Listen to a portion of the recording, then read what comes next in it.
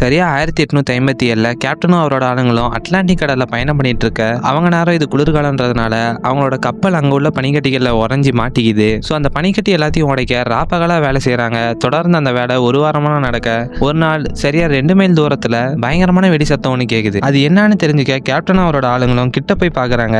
அங்க ஒருத்தன் ஃபுல்லா உயிருக்கு போராடிட்டு இருக்கான். அவனோட காலு உடைஞ்சி உடம்பு ஃபுல்லா காயமா இருக்குது. சரி அவனை காப்பாத்தலாம்னு சொல்லிட்டு கப்பலுக்குள்ள தூக்கிட்டு போகும்போது அவங்க பின்னாடி பயங்கரமான சத்தத்தோட ஒரு உருவம் வரதை பாக்குறாங்க. அது என்னன்னு யாருக்குமே தெரியல. ஆனா அது பாக்குறதுக்கு கொடூரமா இருக்கிறதுனால கேப்டனோட ஆளுங்க அதை ஷூட் பண்ணிடுறாங்க. ஃபர்ஸ்ட் 4 புல்லட் அது மேல ஷூட் பண்ணியும் அது சாகல. என்னடா இது சாக மாட்டேங்குதுன்னு சொல்லிட்டு திரும்பவும் ஷூட் பண்றாங்க. அப்படி ஷூட் பண்ண உடனே அது வேகமா இவங்க கிட்ட வந்து கேப்டனோட ஆளுங்களை ஒருத்தனையும் தூக்கி வீச ஆரம்பிக்குது. இது என்னன்னு தெரியாம குழம்பி போன நம்ம கேப்டனு கப்பலுக்குள்ள காப்பாத்தி கூட்டிட்டு வந்தவங்கிட்ட போய் இது என்னன்னு சொல்லி கேட்கறான். அவனும் ஃபுல்லா மயக்கத்துல இருக்கிறான். அந்த டைம்ல அது கப்பலுக்குள்ளேயே வந்து இவங்க காப்பாத்தி கூட்டிட்டு வந்தவனை பார்த்து விக்டர்னு பேரை சொல்லி எனக்கு அவன் வேணும்னு சொல்லி பயங்கரமா கத்த ஆரம்பிக்குது.